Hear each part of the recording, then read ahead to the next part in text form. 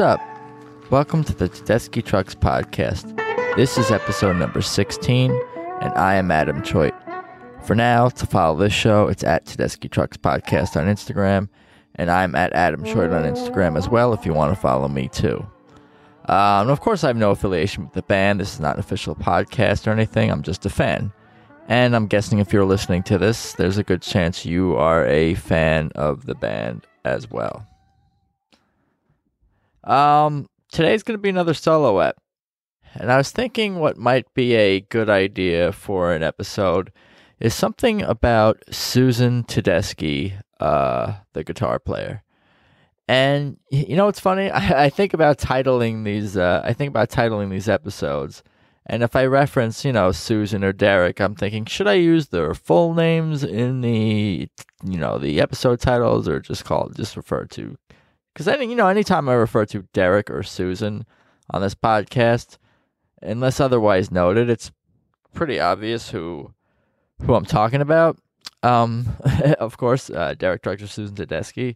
So I think it's going to be, it'll depend on how much space I have in there and how long the title is already. This is inside baseball for you guys. Anyway, I wanted to talk about Susan Tedeschi, the guitar player, because we all often talk about her vocal ability and her singing ability, and when I say we, I mean Tedeschi Trucks fans. We do talk about her, the guitar player as well, but it's an often overlooked aspect of her overall musicianship and abilities as a performer. So I figured I'd take an episode just to really talk about Susan Tedeschi, the guitar player, and really compliment her. And I'm not a musical expert, and I'm not a guitar expert. I'm a novice guitar player, although I've been playing a while. And I don't read music or anything like that. I did for trumpet back in the day. So, take my opinions for what you will. But I just thought it'd be a good idea for, another short solo episode here. And what I'm going to do, actually, is pull up a couple of articles and interviews with Susan Tedeschi, and highlight a couple of things she mentioned in interviews in reference to her guitar playing. In terms of some background on Susan, this episode isn't really intended to be about her bio or her life story or anything like that. But she was born in 1970, November 9th, in Boston, Massachusetts. And I don't want to read her whole Wikipedia, but it is worth noting that as a youth, she sang for family members and listened to her father's record collection of old vinyl recordings of musicians such as Mississippi John Hurt and Lightning Hopkins. So I'm reading straight from her Wikipedia here because I want to give you her blues background. That's what kind of this episode is going to be a little bit about Susan's blues background and history and her guitar playing as well, because that's a big part of her influences, of course. So skipping ahead in her life a little bit, after graduating Norwell High School, Tedeschi attended the Berklee College of Music, where she sang in a gospel choir. She performed show tunes on the Spirit of Boston and received her Bachelor of Music degree in musical composition and performance at age 20. During that time, she began sitting in on blues jams at local venues and immersed herself in the Boston music scene. In terms of her early career, she formed the Susan Tedeschi Band in 1993, featuring Tom Hambridge and Adrian Hayes. She learned how to play blues guitar in Boston from musician Tim Guerin in 1995. In December, the band released Better Days to regional audiences. Susan was the first artist to play Michelle Clarke's first Sunset Sessions in March 1998 at the Marriott Hotels and Resorts in the U.S. Virgin Islands. In 1999, Tedeschi played several dates in the all-woman traveling Festival Lilith Fair organized by Sarah McLachlan. throughout 1998 and 1999, she toured extensively throughout the United States and drew even larger crowds. Eventually, Tedeschi was opening for John Mellencamp, B.B. King, Buddy Guy, the Allman Brothers Band, Taj Mahal, and Bob Dylan. So you can see she's gaining respect from the blues community as her career is growing more and more. And in terms of the album Better Days, which I believe is from 1995, I want to say, Better Days, the Susan Tedeschi Band. So she was 25 when this album was released, I want to say. If my math is correct, born in 70, and the album came out in 1995. But I have this album. I found it on CD in Amoeba, the sort of famous record store in Hollywood here in Los Angeles, and it's a great album. It really is, and one track that I think is worth noting here is I believe "You're on My Hair" it's called. It's an instrumental, and it's Susan just ripping on the guitar, just wailing away, and it's awesome. And the whole album is awesome, and it features great vocals and great guitar work by Susan. So I definitely recommend checking that album out if you haven't. If you can hunt it down in one form or another, digitally or whatever the case may be, or a physical copy in one form or another. But getting back to Susan's playing a little bit more, I just think that she's an awesome player, and whether it's rhythm or playing melodies or soloing, acoustic, electric, she really is a complete guitarist in herself, all around. And this has come up over and over again, how Derek Trucks is my freaking favorite guitar player of all time, and I think he's amazing and a legend and all these things. So it must be hard sometimes to play guitar and play the same instrument as as on stage as Derek, who's a virtuoso legend at the instrument. But Susan more than holds her own, and more than holds her own at different aspects of the instrument itself, and it shows through the songs that Tedeschi Trucks plays, either on record or live, and you really get a variety of different things from the band, and as far as Susan's playing is concerned. I love when Susan and Derek go back and forth, do the sort of call and response during blues solos, where they do it sometimes during Get What You Deserve. I forget what some of the other songs where they go back and forth, but that's always a lot of fun. And it's what I love is that they really are communicating with each other through their instruments. And they're not trying to be anything they're not. They're staying with Derek and Susan tend to stay within themselves and play to the song and to the melodies, and I just love that. And Susan is great with the wah wah pedal as well. On don't know what it means, and other songs. And they haven't played "Coming Home" in a while, the cover, but she does great guitar work on that, the solos and the melody, and just so many aspects of Tedeschi Trucks songs and the covers they do, rely on her guitar playing as well, and that's why I'm doing this episode, to sort of take the time to commend her playing. I want to sort of skim through another article here that I got pulled up. Let me see here. Or an interview, rather. Let's see what we got here. This is from the bluegrasssituation.com. and it's an interview by Craig Shelburne. Let's see if I can get a date on this. This is from March 5th, 2019. So almost a year and a half ago, March, April, May, June, July, a year and 4 months. Look at me counting months on my fingers here. I guess I didn't have to tell you guys that.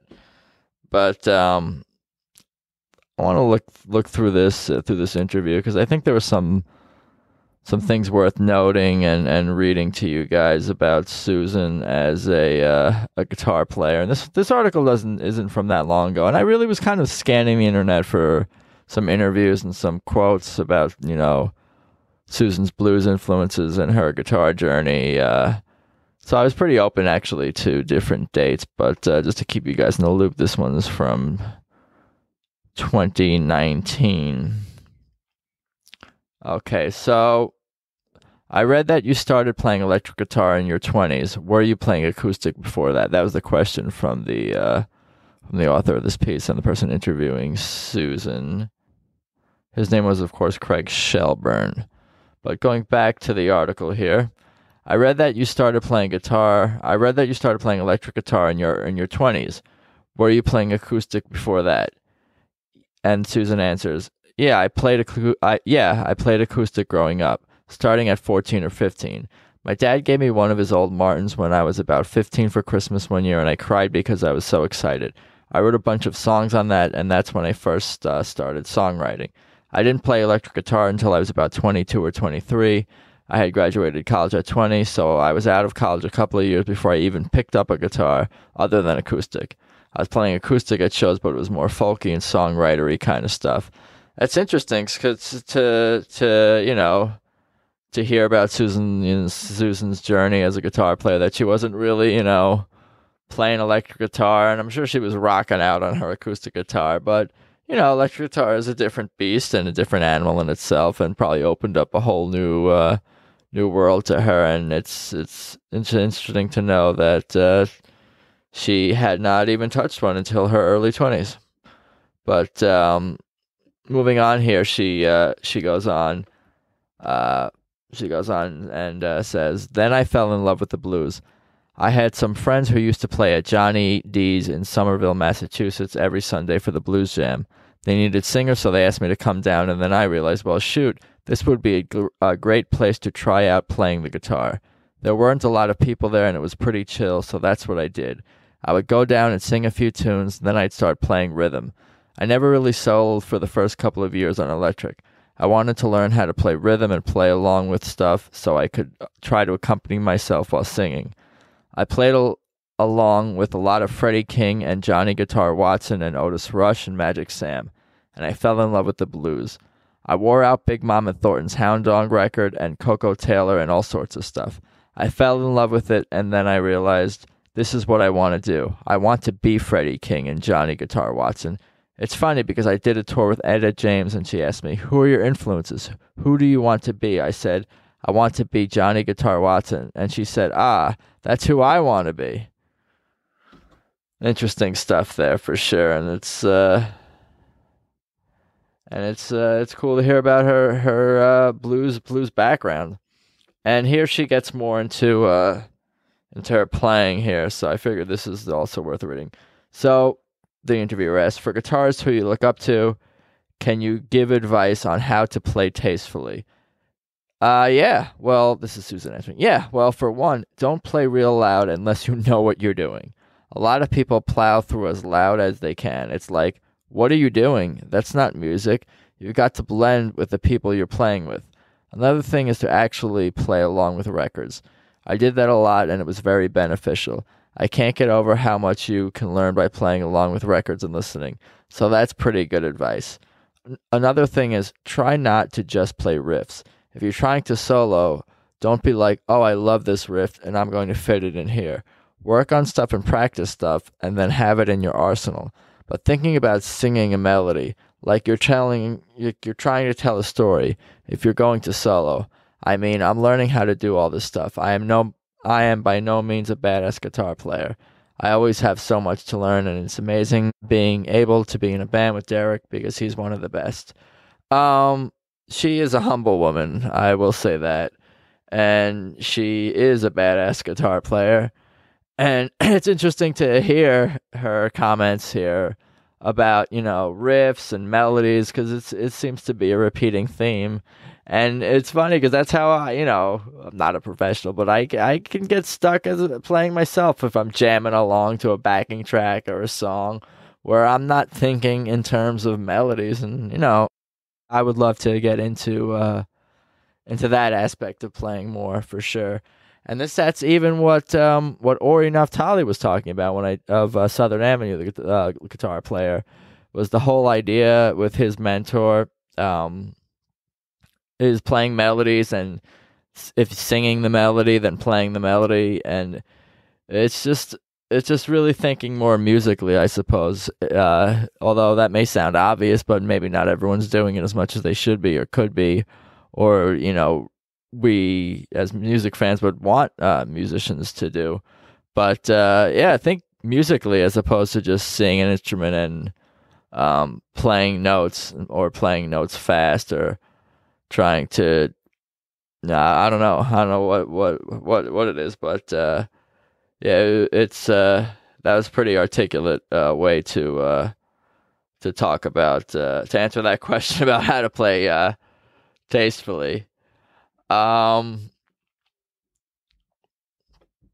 Yeah, let me see what else we got here. And I'm pulling up another article here. This one is from dallasnews.com. Let me see if I can find a date and author here. By Thor Christensen, November 4th, 2019. So also 2019, but a little later in the year. But I thought this one had some good stuff worth sharing in it.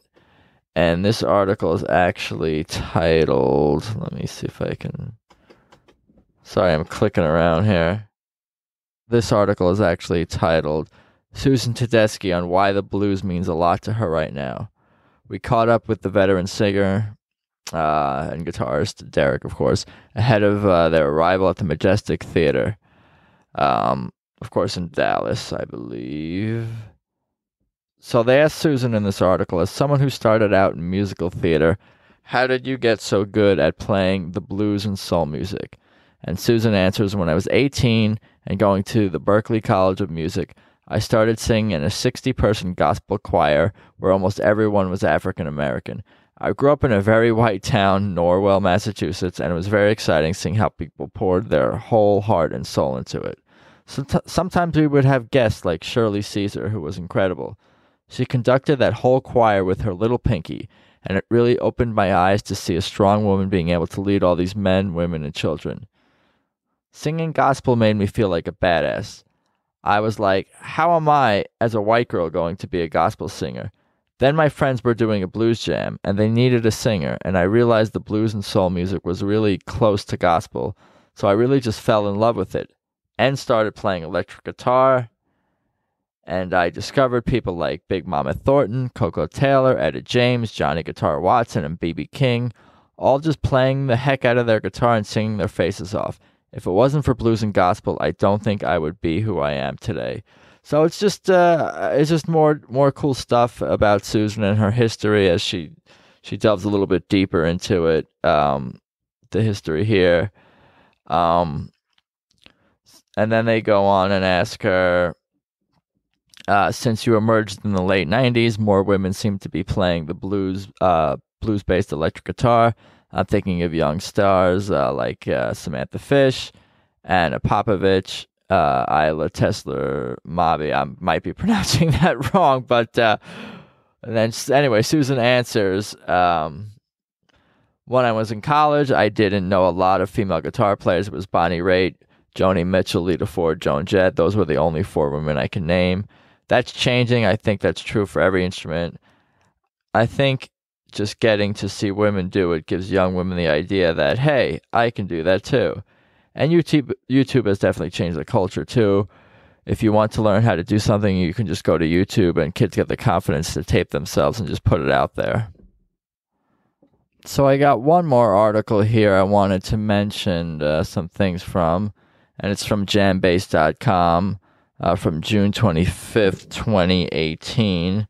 And let me see what we got here. So this is a little further back, a couple of years ago. Jambase just actually asked her at some point in the article, let's just hear some sit-in stories. And she mentions Susan in the band actually at the time was just talking about B.B. King. When I would world tour with BB and Buddy Guy, they would always have me sit in. What a gift that was. One memory that stands out is getting to play at the Montreux Jazz Festival. And there was one night where we got to hear BB play, and he just sounded amazing, so sweet and down to earth and humble. And he said to me, "Hey, Sue, do you want to come sit in at the end?" And I was like, "Of course. I'm here when you need me." So he says, "Great, at the end, have your guitar ready and I'll call you up." So we're at the end, and I'm going to invite one of my favorite guitar players in the world to come join me. And I know that's not me, so I turn around, and there's George Benson standing right behind me. So George gets up, and BB says, "Now welcome another favorite guitar player." So he has me up there with George Benson, and George Duke was there on keyboards too. And I'm like, are you kidding me? I'm up there standing between George and BB, and my amp is almost off the stage, and George stops and goes, "Where's Susan's amp? I want to hear that." So they bring my amp closer, and we're trading solos, me in between BB and George. That was one of my favorites. And here she talks about playing with John Lee Hooker was another one, an amazing moment. And of course, some amazing moments with Santana and Little Milton and Buddy. I was fortunate to have a lot of lucky experiences in my 20s. I didn't even know Otis Rush, for example, and he told me to get up on stage. He picked me up because I was singing from the crowd, and he heard it. Wow, that's amazing too. So just so many good stories about Susan and her rich blues history with her music and the music that she was connected to, and that comes out in her guitar playing and her singing and her solo records and her music with Tedeschi Trucks Band and really everything she's done in her career. And I think that's about all I'm going to say about this topic for now. And I hope that everyone is hanging in there for sure out there. For now, check out Tedeschi Trucks Podcast on Instagram. That's at Tedeschi Trucks Podcast. And remember to tap subscribe or follow on iTunes, Spotify, or whichever way you listen to this show. And, of course, positive reviews on iTunes, 5 stars, and kind words are greatly appreciated as well. I'm on Instagram myself, Adam Choit, ADAMCHOIT, if you want to follow me. And once again, I really do appreciate everyone listening to this podcast. It truly does mean a lot to me. And I keep saying it, but it's already been quite a journey already, just through 15, 16 episodes of this, talking about the band and thinking about the people I've connected with already, and I'm starting to connect with even more people. And it's helped me as there's been little to no new music out there being put out, and no concerts and with nothing new on archive.org or whatever. So this podcast is helping me personally, so I definitely appreciate the support. But that's about all I got for today. And again, thanks for listening. Later.